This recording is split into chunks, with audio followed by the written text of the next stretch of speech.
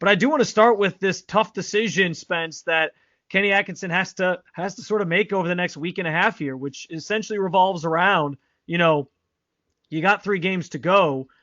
Do you risk injury by playing some of your guys to keep them in rhythm, or do you give them the rest that maybe they earned, get them off their feet for a little bit, and give them a chance to just kind of like collect themselves and get healthy? We know they're doing that a little bit with Donovan Mitchell, which we'll talk about a little bit more later.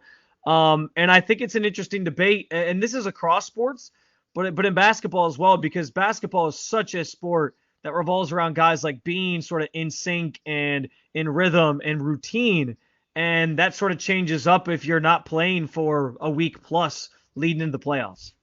Yeah, it's almost like the All-Star break if you want to think about it that way. Yeah. Just kind of have a pause, and then you have to get back up again. You have to be in game speed mode. You have to really find the same energy and the same kind of, like you said, routine to play the game. And you also have that chemistry that you've built over time, which I think you can lean back on no matter how many games you've had off because you've played so many at this point. But it is definitely something to think about, and I feel like Kenny's going to take it on a case-by-case basis and ask the players. He's going to be transparent with them. Hey, I think the core 4 need to be healthy, so either you're going to play half of a game, a quarter of a game, just to make sure that you're still in rhythm, or if you've got an ailment or a nick and a bruise, then maybe we're going to think about sitting you out.